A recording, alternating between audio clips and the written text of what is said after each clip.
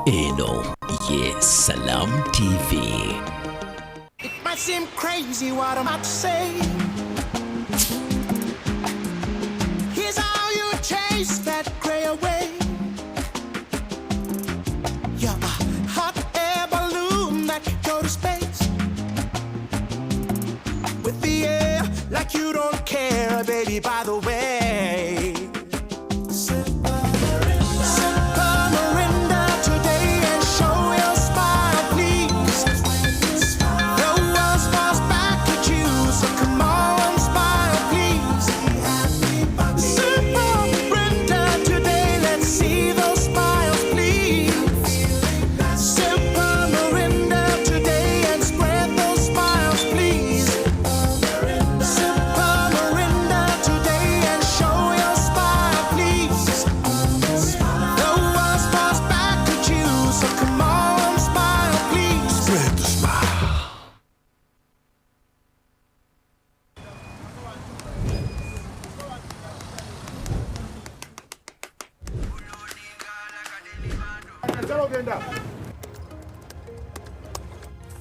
And that's it for today.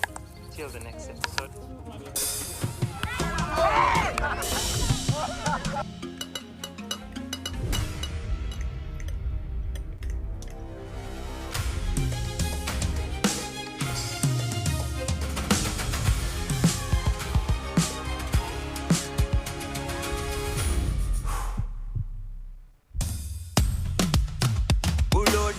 Like a daily bando, like a daily bando, like a daily bando.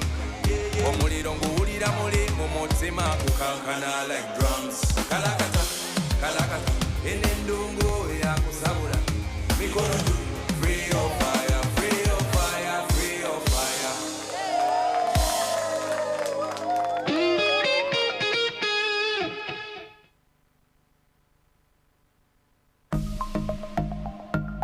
byolina okukola obeere steady. Kebera ku akaunti yo eya bank omanyi oba nga waliwo abaggyeko ssente zo sinakindi okukikozesa okugula ebitali bibyo. Weekengera ekintu kyonna tegeeza banka yo mu bwangu ddala.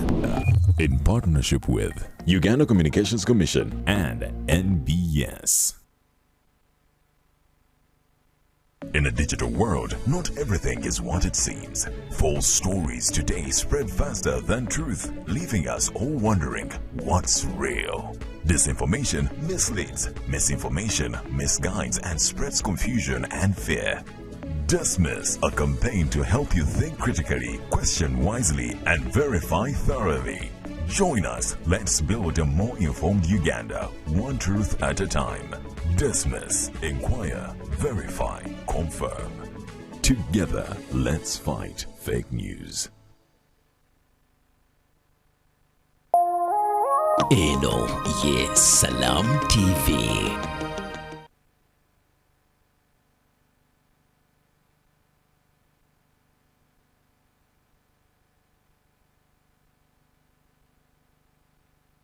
Alaikum salam wa rahmatullahi wa barakatuh. Welcome you from the previous week up to this week. Actually, we missed 1 week.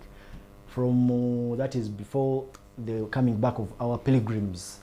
And we thank Allah for the brothers and sisters, our fathers who are able to make it to this holy pilgrimage to Hajj. This is the Alhidaayah Show, as always, every Monday, 3 p.m. to 4 p.m. What transpires, we deep down and appreciate the Islam and science, the facts beyond Islam and science. And I am Alka Mayanja, your host, as always. Today is 8th June, that is 2026 on the Gregorian calendar, corresponding with the 22nd Dhul Hajj 1447 after the migration of the seal of messengers Muhammad sallallahu alaihi wasallam. What does that inform us? It is approximately a week to come to the end of this month, and that is, since it is the last month on the Qura calendar, it means it's the last, we are coming to the end of 1447 as a year. What does that inform us as our dear viewers of Salam TV and I, to evaluate ourselves? What have we done? What have we added on our iman? What have we added on our country? What have we added on our deen as far as period is concerned? Because time is moving, and bidhnihi tabaraka wa ta'ala, every now and then we are coming closer to meeting our Rabb. So let us prepare in advance and let us make intentions as Muharram is approaching for what we are going to add onto this deen and also the world. Someone with a degree has to progress to masters. Someone who has one child is praying for the other child. Bidhnihi tabaraka wa ta'ala. In studio, I'm not alone. I'm with the Dr. Mpire Ramadan, a lecturer at Islamic University in Uganda. That is, he is a pharmacognosist. Yeah, I always inform you that he did a bachelor's in pharmacy and then he advanced in natural medicine, which now confirms him to be a pharmacognosist.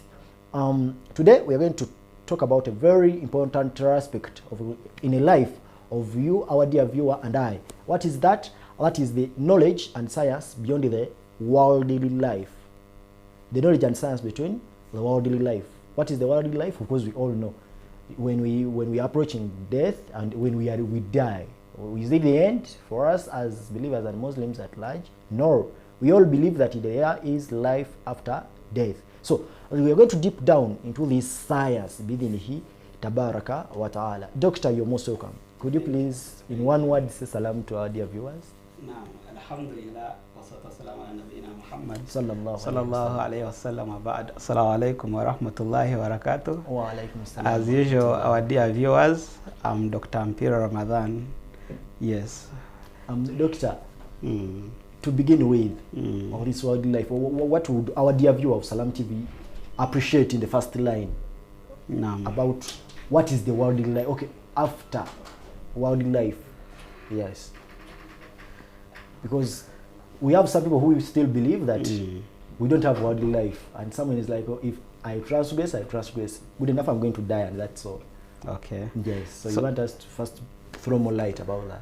So worldly life is what we all know, and that's where science normally captures physical science. Yes. It captures on things that we have always been discussing, things that we can sense with our five senses, things that we can touch, things that we can taste, okay, things we can see, hear, and so on. Yes. So this is where science has always been putting most of the emphasis, and that's the physical life. Yes. But now we are going to the intersection between life and what?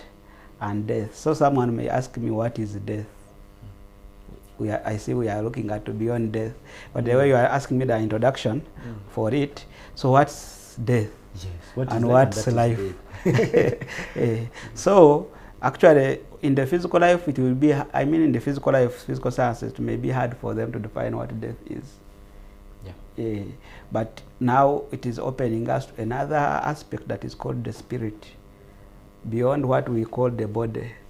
So in the holistic approach in medicine, there's what we call treating body, mind, and what? And soul. And soul. So in most cases, science has a deficit in the way it addresses matters regarding the soul. And it is true that we have limited knowledge, like the Prophet was asked about the soul, and Allah answered in Surah to Isra, وَيَسْأَلُونَكَ عَنِ الرُّوحِ قُلِ الرُّوحُ مِنْ أَمْرِ رَبِّي وَمَا أُوتِيتُم مِنَ الْعِلْمِ إِلَّا قَلِيلًا.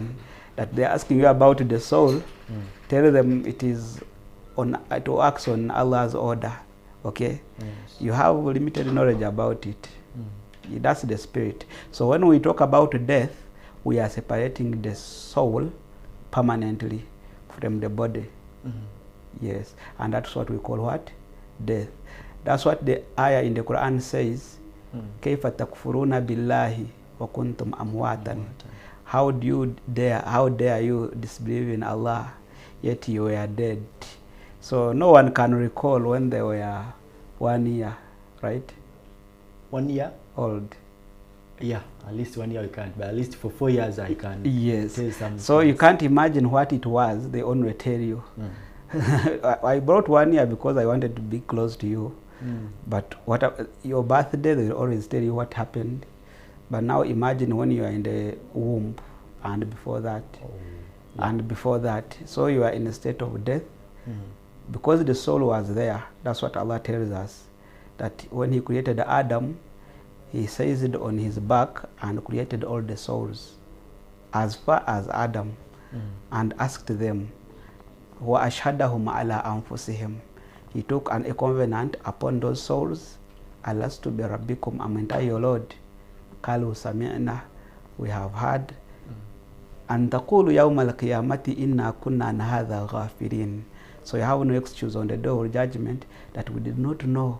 So we took a covenant at the spiritual level. Abraham ahad ilaykum ya bani Adam alla ta'budu shaitan. That's the ahad he took for all mankind. So, but you can't imagine that time we are dead, but still we are conscious. So consciousness is actually beyond death. You understand? It can go beyond death. So we are conscious, and we took that covenant between our lives and God. So you only wait for your time when you are going to be created in your mother's womb. Then you come. They bring your soul from heaven, just the way they brought Jesus' soul from heaven. Yes. So people think when we say Jesus is Ruhullah, they say, you see, the spirit came from heaven. You ask them, where did your spirit come from? It also came from as regarding the spirit, we are all the same, because they are all created, and your soul is also brought from heaven by the angel, and it is breathed into your mother's womb at 4 months. That is at 4 months. What the mother only contributes is the physical muscles through a process we all know, but that is still death until the soul is introduced and it starts living. Now the soul has been introduced to the body, and life starts. You start kicking in the womb. Okay. Yeah. Now we call that one life. So there's a time when that soul is separated from your body again when you're dying, and we call it death. But I think to make it clear to people's mind, most of us, all of us, have tasted death at least. Yes. So Allah gave us what we call sleep. It is a form of among the forms of death. We have, sometimes I call it a minor death. Yes. Yes, a minor what? There's a major one which is permanent, where they put barzakh. Barzakh, there is a barrier you can't cross back. So when you're dead, when you're in sleep, that's a partial death. You die, but you don't cross that wall. I think it affirms to the dua that we say when we wake up.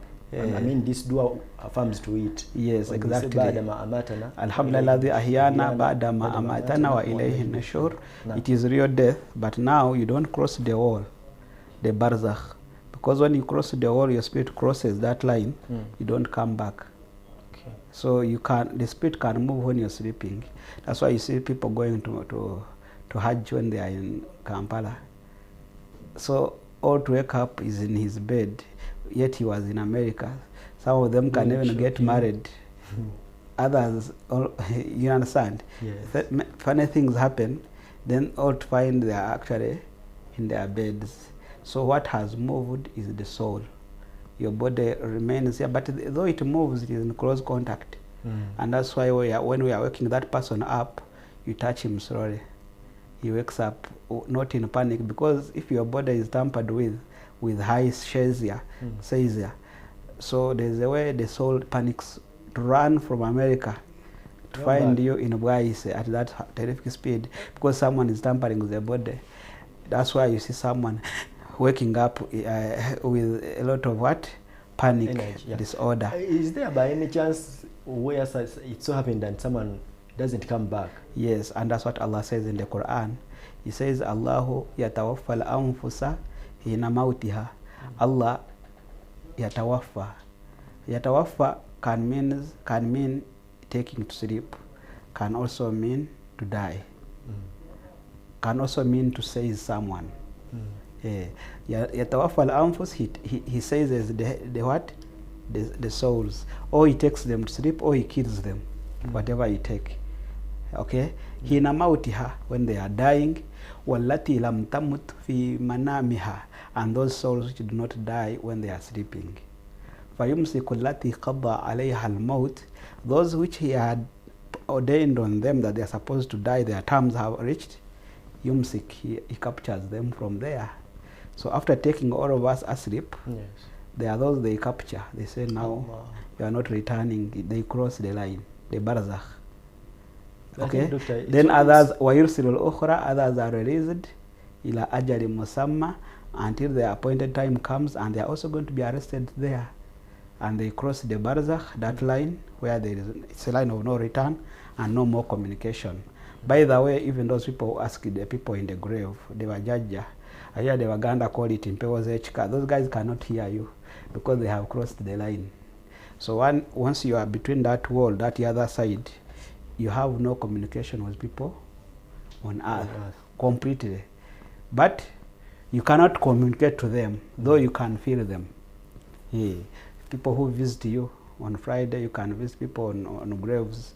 They bring their souls and they are waiting for people to say salam to them, and no one comes to you.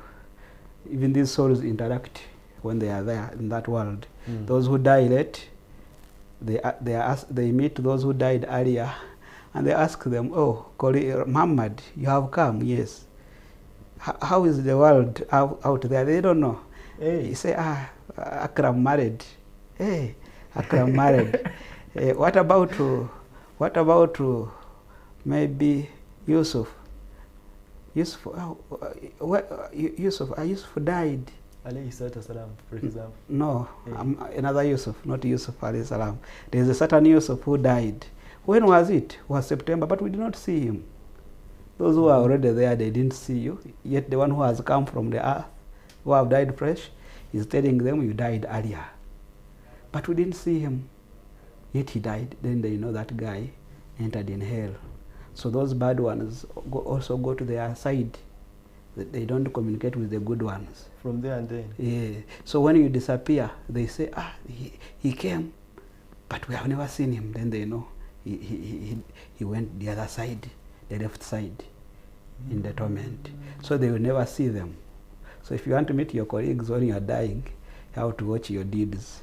Otherwise, you will never have that kind of reunion with the fellows. So that's briefly life after this, as you asked me. And by the way, those who watch films, the people of the Torah also have some information Allah gave them. Though it was, we call it, in Arabic we call it at-tahrif. People entered some of they edited it. A lot, they use that word. They edited it many times, but still there is truth in them, okay? You see them acting in the films, someone dying and the spirit moving. Have you seen that one? Yes, yes. They show you a patient on oxygen, and then almost it is going to, the vitals drop, and they show you that the spirit is fighting to come back and it is failing. So there's a way they act, and they show you that really the spirit moves, and it gets disturbances on the way to come back, and now the body is almost, the vitals dropping to death. So something, you see that they have an idea, although it is from a corrupted source, but there are some still lights to the truth.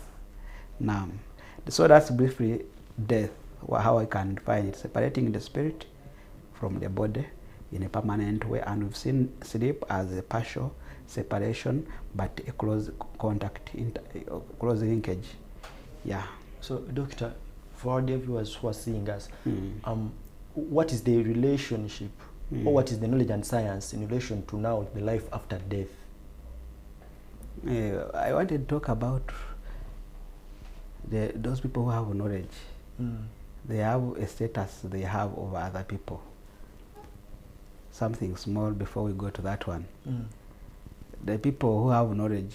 Which knowledge specifically, Doctor? Knowledge and science, generally. All knowledge. All knowledge is beneficial.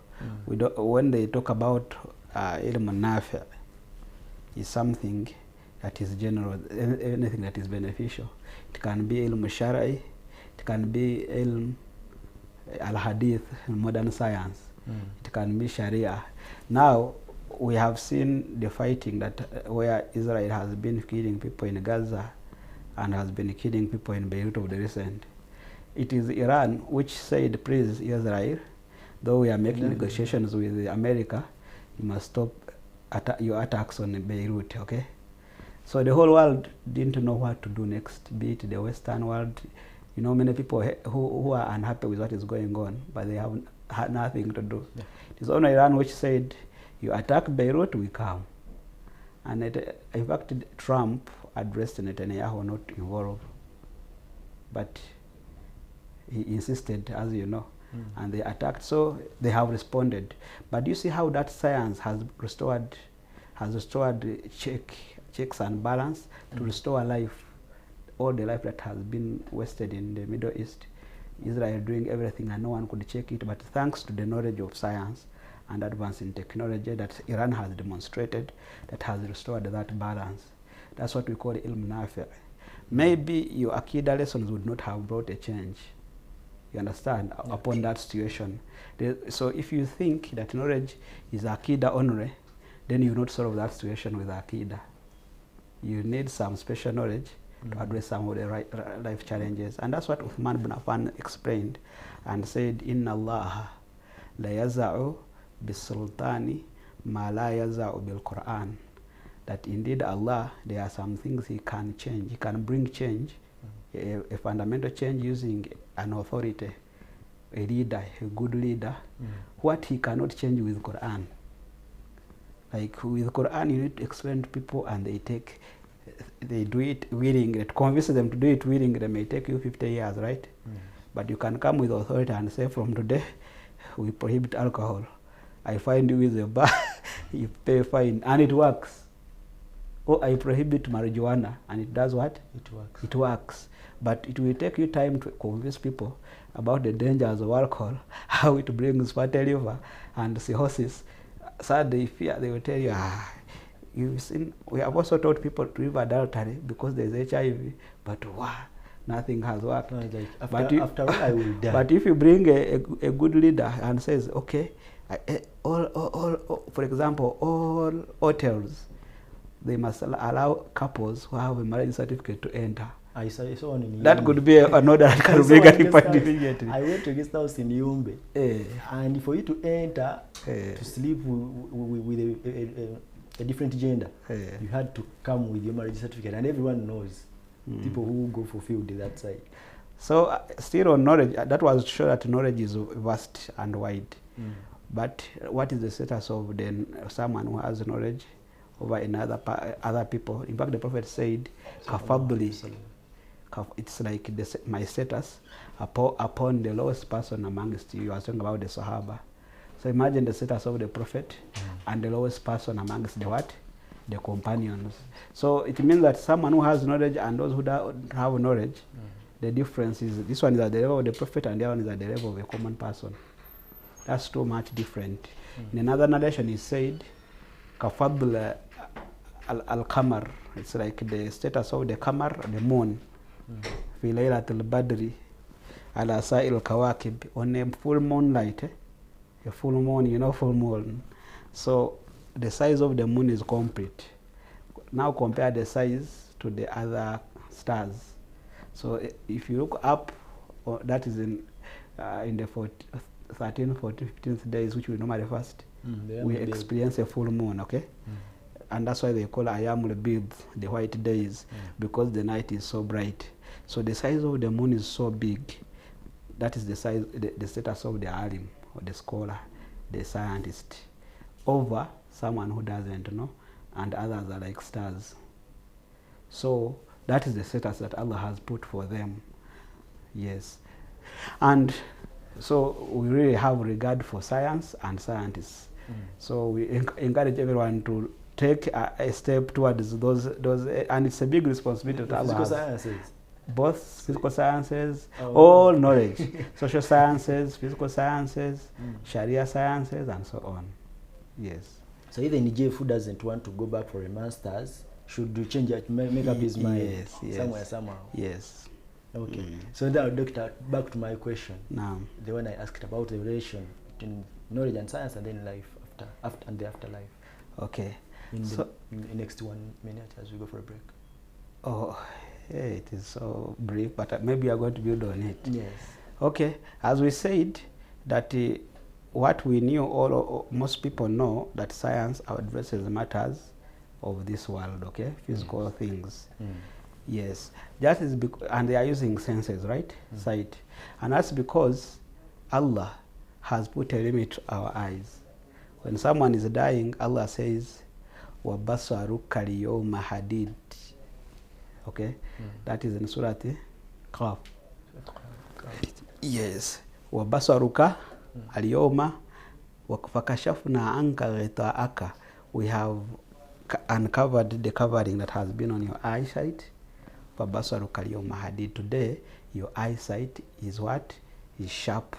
The word hadid, people were expecting me to call it iron. That your eyes are now iron. But hadid comes from the word had. Had means something that is sharp. So we say hadid.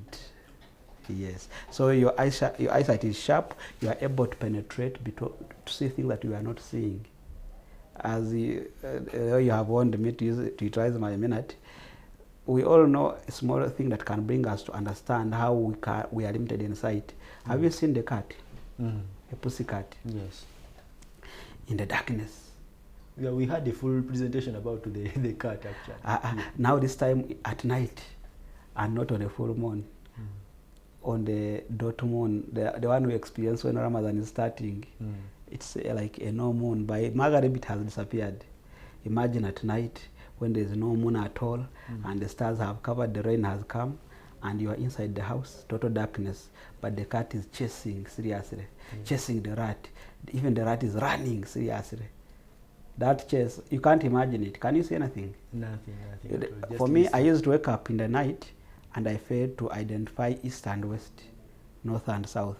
By chance, if you see the light of the door, and sometimes if there is a light from the door, it strikes the wall and you may think the door is on the wall. So you even take the opposite. So you disappear from your house. Thank you very much, Doctor. So I think let's first go in for a short break and then we'll begin from there. Our dear viewers of Salam TV, always appreciate you for sparing your ample time and keeping on Salam Television, Salam TV. Today we are discussing life, knowledge and science beyond worldly life. And I am Alka Mayanja with Dr. Mpire Ramadan, a pharmacognosist and a sheikh, by the way. Let's go in for a short break and begin from there, inshallah.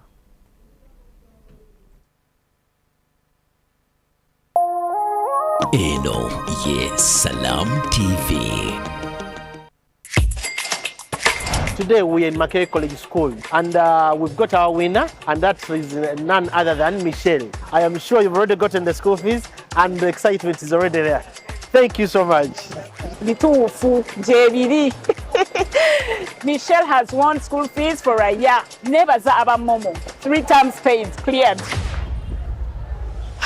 You can also stand a chance to win. You simply have to dial *165 *80 hash or use the Momo app. Schools that accept students to pay school fees using Momo also stand a chance to win a van. Pay your school fees. You never know, you could be the lucky winner.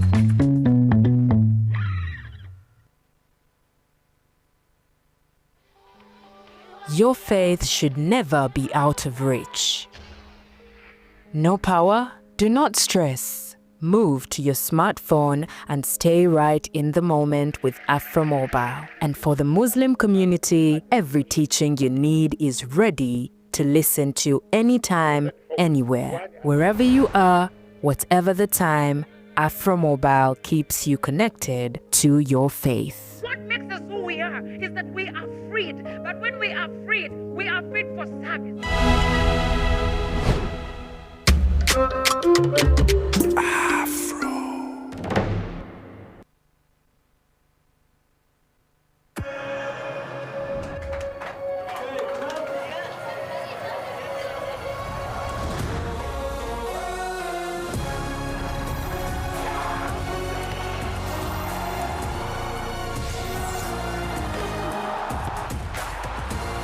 From 11 June to 19 July, everything can wait. The FIFA World Cup 2026. Catch all 104 matches on 4 dedicated channels, live on SuperSport, only on DSTV. Eno ye Salam TV. alaikum wa rahmatullahi wa barakatuh. Dear viewers Salam of Salam wa TV, barakatuh. we always appreciate you for sparing your ample time and keeping on Salam TV. Here we are with the Alhidaayah Show every Monday 3 p.m. to 4 p.m. We discuss Islam and science, the facts beyond Islam and science. And today we are appreciating knowledge and science beyond the worldly life. That is the life after death. As we went in for a short break, we were talking about the status of knowledge and science that is in relation to the life after death. And the doctor told us a lot of facts, and he told us that the level or the status of the knowledgeable people is far beyond us, all those who are not knowledgeable. To continue with Doctor about the status of knowledge and science. Now you had asked me something that we ended with about the knowledge after death itself. Okay, and knowledge after death, we said that what we see in science bases on what we touch, what we sense, and what we see, isn't it? Here, using our 5 senses.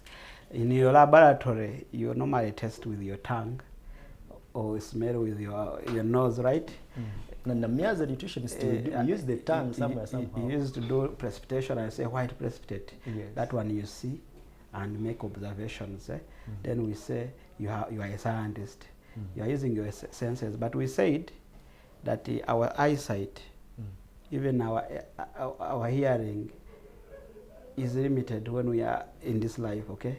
So if you are in the lab after death, it would be beyond what you can comprehend now. And when someone is dying, we said, Allah says, فَكَشَفْنَا عَنْكَ غِطَاءَكَ in Surah Hadid. Sorry, in Surah Kaf. فَكَشَفْنَا عَنْكَ غِطَاءَكَ. We have lifted the covering that you had. فَبَصَرُكَ الْيَوْمَ حَدِيد. Your eyes are now very sharp. You can see things that you are not able to see. Scientists who are listening to me, for those doing physics and other subjects, chemistry, you bear witness with me that we have what we call the electromagnetic spectrum, right? Yes. Yes. On the electromagnetic spectrum, we have different waves. You have heard of gamma rays, those cosmic rays. We have gamma rays, we have X-rays, we have ultraviolet rays. We have the visible spectrum. The visible spectrum, for everyone, I think they know that. Yes, where the colors. The colors range of the rainbow, ranging from red to violet, and that's why beyond violet we call it ultraviolet, and lower than red we call it infrared. So in between there is a visible what? Spectrum. So that's what we are using as humans. So things that we can see are in the visible what? Spectrum. But there are other spectra, as we've seen. Those ones beyond the ultraviolet, beyond the violet, are actually invisible, and those ones above the red are also what? Invisible.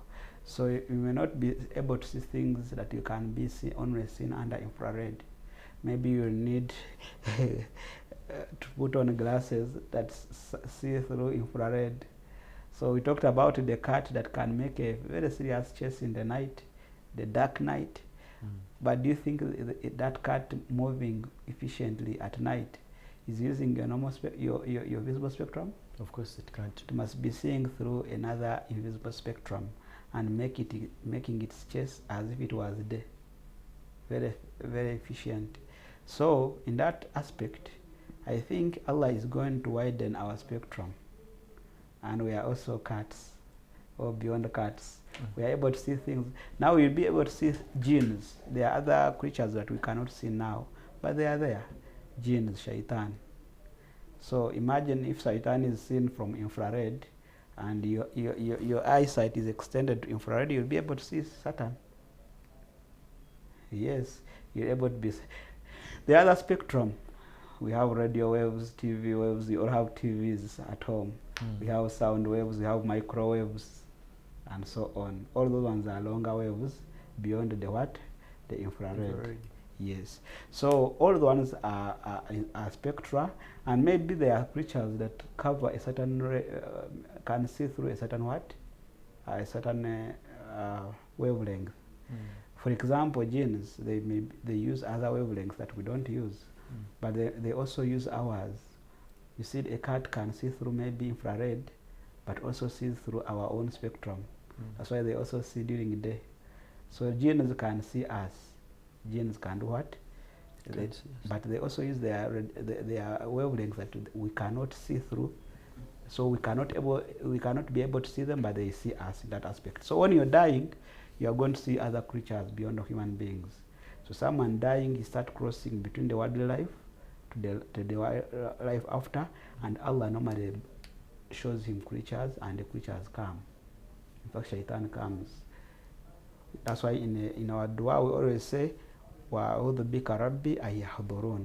I seek refuge to you, my Allah, so that this Satan should not attend me when I'm on my deathbed.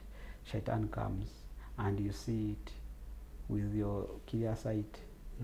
You understand?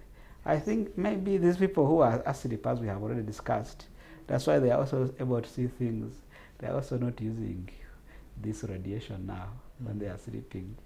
But now they are not using eyes this time. They are using their soul. Okay? But now we are talking about seeing with your eye, being able to see through other. So when you're dying, you see shaitan coming. It attends you. There's a story of Imam Ahmad ibn Hanbal, those who follow the madhab of Hanabila. So when he was dying, in our Islam approach, when someone is dying, we remind him Shahada. We tell them La ilaha illallah, because whoever says that word before dying enters paradise. So we remind them. And in that case, I encourage doctors to allow the co-patients, Muslims especially, to attend their patients when they are in their last moments. Don't close them outside. They have to remind them the last words. So Imam Ahmad, they told him, La ilaha illallah, and he said, Laysa ba'd, I'm not yet. La ilaha illallah, I'm not yet. This was a big scholar. So his students wondered, why is it that Imam, a big Imam, is failing to pronounce the word, the best one of us? So later he came back from the coma. Maybe he was in that state before coma. So when he raised back, they asked him, we are telling you La ilaha illallah, you're saying Laysa ba'd, not yet. He said, Shaitan came to me and said, oh, Imam Ahmad, you have survived me. You have survived my plot. The Baganda say, Omponye. That's how they call it. So Imam Ahmad said, not yet. We are still in a fight. So what did Shaitan want from Imam Ahmad? He wanted him to have to say a word of pride and arrogance, that I'm big waters. That's what they were gonna say. I'm big waters. The mazma wangu, you cannot afford me. I'm another class apart. You understand? So any kind of any sense of arrogance in your heart, then that is a ticket to hellfire. The Prophet said, La yadkhulul jannata man kana fi qalbihi mithqala dharratin min al-kibri. If you have a dot of kibr, arrogance, you will not enter paradise. So Shaitan doesn't want you to say, I believe in you, Shaitan, you are my God. It's not that you cannot accept that, even when you are asleep. Have you ever seen Shaitan when you are sleeping, you yourself? Or not necessarily Shaitan, but a jinn. Something approach you, and you fight it when you are sleeping. Yeah, that's true. Yes. They come. You can experience, maybe it comes as a bad dream. You realize and start reading Adhkar when you are sleeping. You are sleeping, but you are still conscious, and you read Quran. You start reading Qul Allahu Ahad, Ayat Kursi, yet you are sleeping. You fight it and win the battle while asleep. Wallahi, Muslims do it. I have done that. He has done it. So you can fight even when you are in coma. So Imam Ahmad said, not yet. Now how do you lose the battle?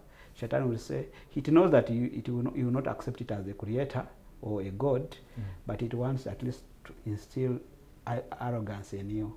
You say, Shaitan, for me I'm a big size, look for those small guys. Small guys. For us, we are sheikhs. I'm a graduate from Medina. I'm big. No, that's what it wants from you. So you should not be arrogant. If you are arrogant in your life, you are likely to lose it to Shaitan, because you always do it to other people. you'll forget and do it the same, and you end with arrogance and die. So why I brought that story is that shaitan comes to you and you are able to see it physically with your eyesight. So there's a way you tend to open up to other spectra and you see other things. And other things that you are able to see are the angels. But the moment you see angels, then it is no return. You can see other things, whether you're asleep or you are seeing or you are in coma. Yes. But the time you see the angels, it means that your eye has been opened fully to all knowledge. So the limit of science to you has now been lifted. You don't need experimentation. Now you reach to the final knowledge and the extent of all knowledge. You are able to see things the way they are. No need of no more analysis. You see facts as they are well spread, and you analyze. You understand everything. All what was confusing becomes clear to you. You see the angels come, but it's a point of no return, no tauba, no repentance, and no correcting mistakes, and so on. So what makes you survive is your legacy. Is your what? The legacy. The legacy you left. And that's what the Prophet told us, that إِذَا مَاتَ بُنَ آدَمْ إِنْقَطَعَ عَمَلُهُ. If a person dies, all his good deeds do what? Disappear, they vanish. إِلَّا مِنْ ثَلَاثٍ. Except three what? Three things. Sadaqatun jariyah. Sadaqatun jariyah. That is the sadaqah that flows. Sadaqah is charity that flows. Flows means that you still get benefits from it. If you are a scientist and you taught knowledge, you have students who have graduated in different knowledge that you studied. You are the one who invented a vaccine for malaria, and people still continue, generations benefiting from that vaccine. That is sadaqatu jariyah. Aw ilmun yantafa'u bihi. So ilm can also cross to sadaqah. Okay, but now sadaqah can be physical.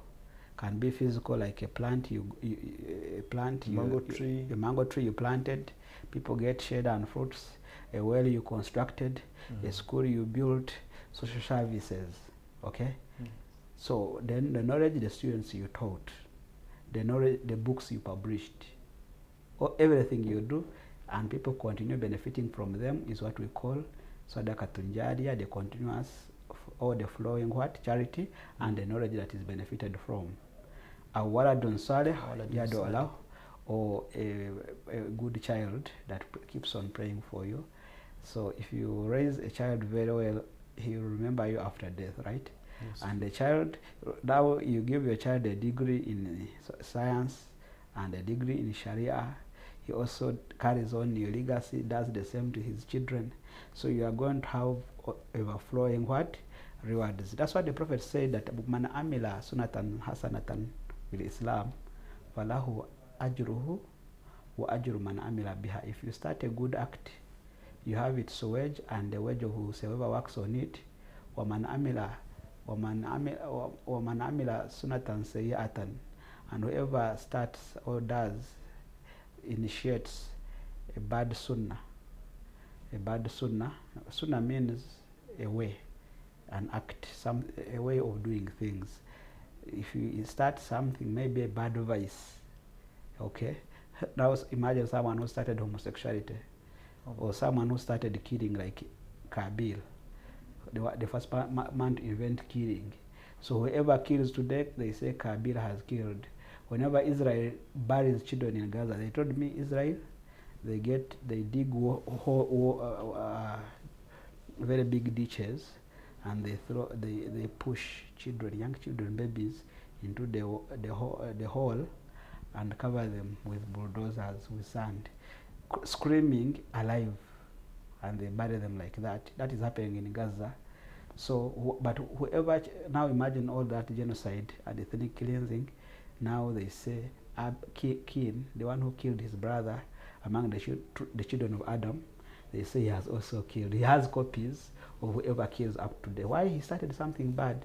And for me personally, or I can also take it as an action point, I fear acting anything in front of children, be it my children or other children, because they are good at memorizing, they learn. So when they learn anything from you and they carry it on, even when you are dead, you still share from that evil. So that is something that continues after death. The benefits of science after death, and the reverse is true. If you did evil and you train other people to evil, you still get the fruits of that beyond death. So that's how those things continue beyond death. And actually that is part of the status of knowledge, that it continues fruiting even when you have died, yet other people, their sources of good has ended by the fact that they died. Now, so in short, there are people who are dead but still earning more than us who are living.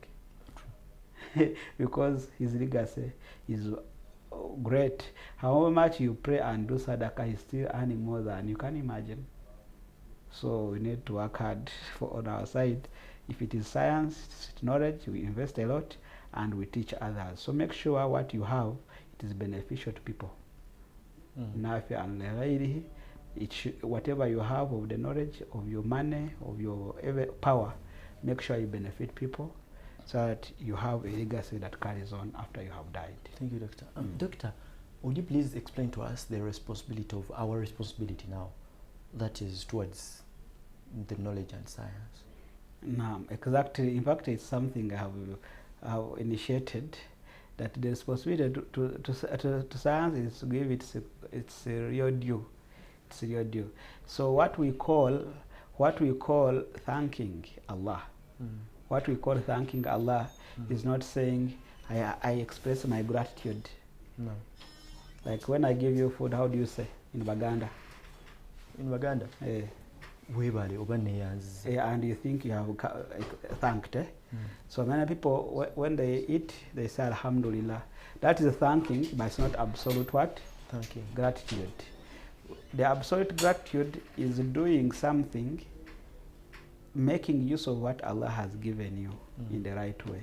If Allah gives you money, you give in charity, and you don't use that money in wrong ways, okay? Then we say you have thanked for what?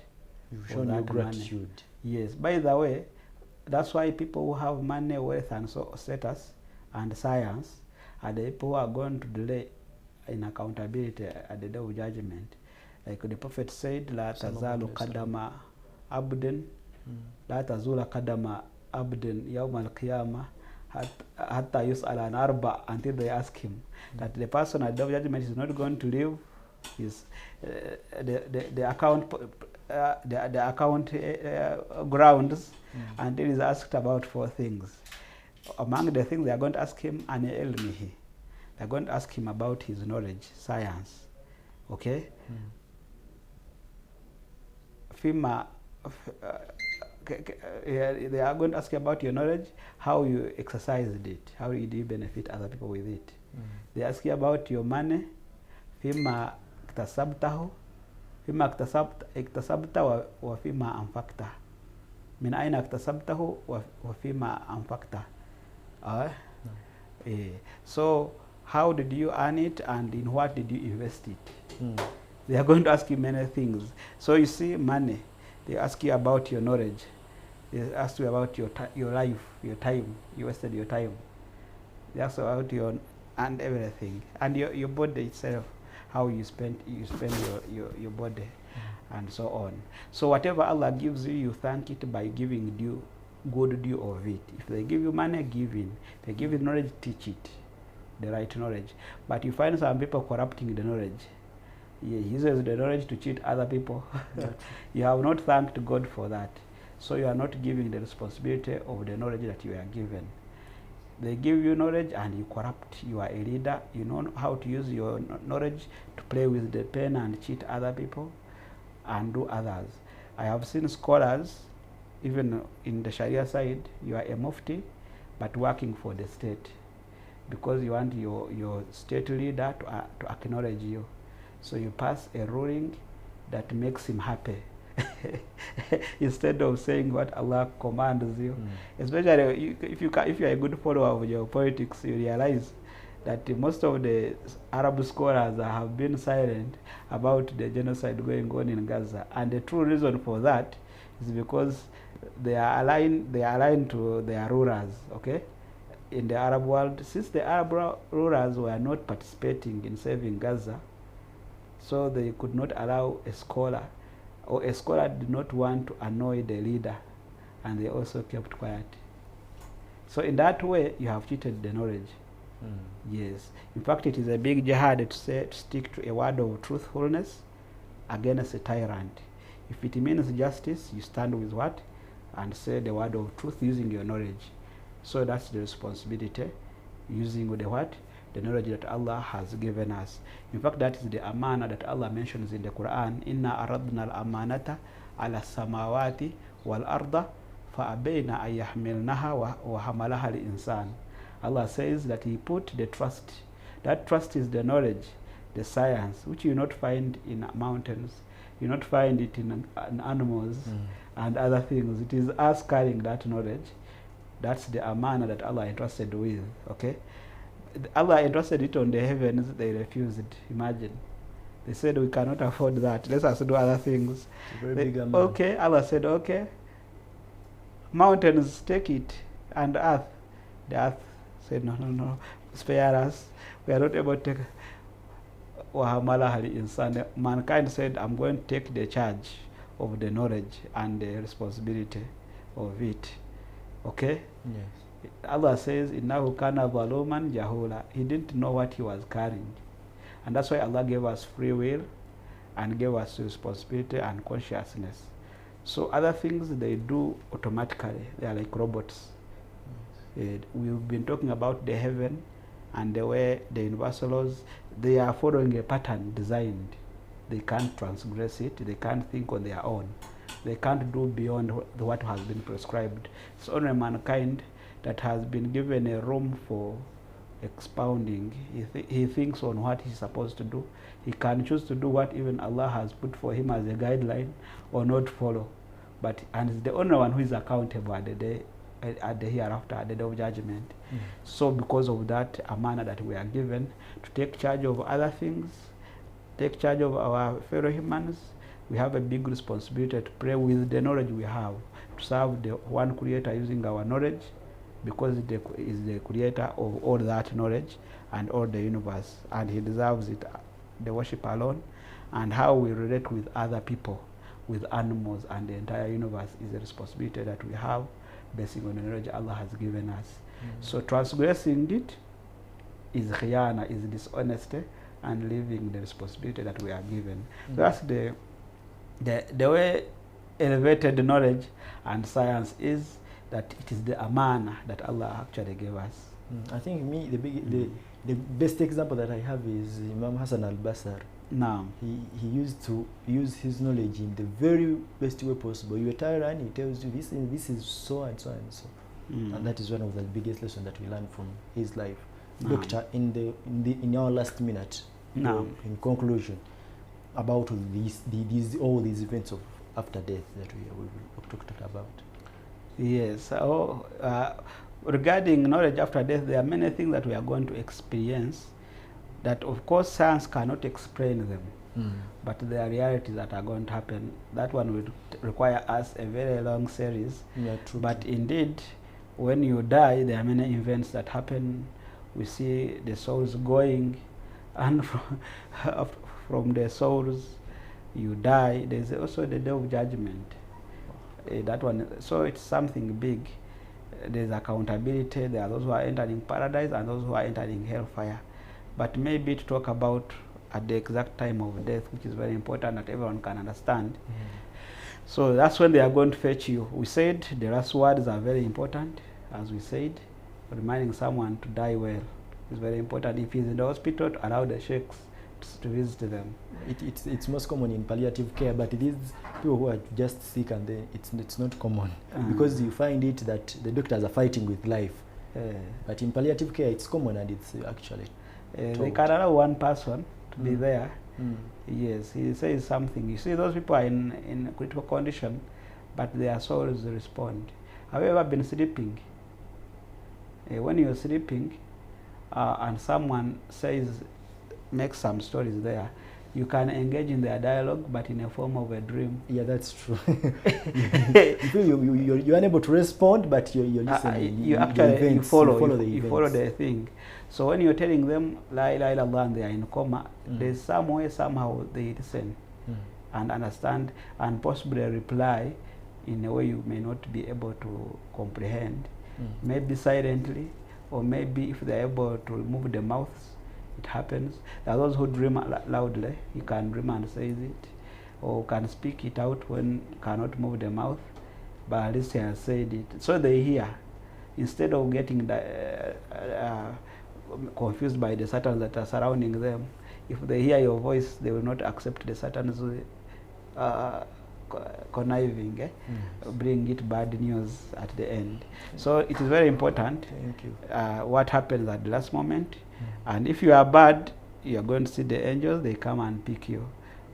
And they are going to force the breath. I think those doctors who are watching people dying, this thing they have recorded it. Lesson, yeah. Someone dying struggling, and someone dying peacefully, almost making no movement. They say, oh, he has died. But it is when someone struggles, because he's fighting with the angels, he doesn't want to go. So things are very real. So it's something that we need to prepare for. Naam. Barakallahu feekum. Jazakumullahu khairan fi dunya wal akhirah. Amen. We always appreciate you, Doctor, for the ample time. At least Allah has enabled you to share your knowledge from one generation to another. Because I always inform our dear viewers of Salam TV that when you miss these interesting shows, they are uploaded on the Salam TV YouTube channel. Go there and look for them. Those who are traveling, those who are in their offices without a TV, you can download the Afrombile app and be watching this continuously or concurrently within Tabarak wa Ta'ala. This has been the Alhidaayah Show, where we appreciate Islam and science, and we thank Allah for enabling us come to the end. We thank Allah for the life, and we thank Allah for the ni'mah that He has given to us. We are alive, and also we are coming to the conclusion of the year. That is, today is 22nd Al-Hajj, that is 1447.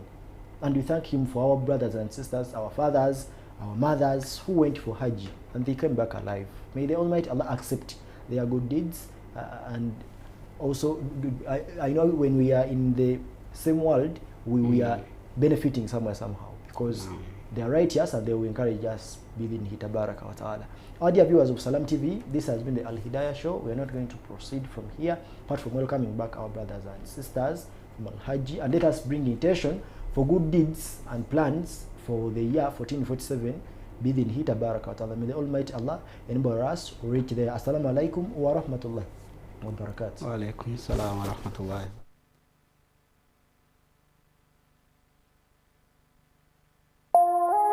Eno ye Salam TV.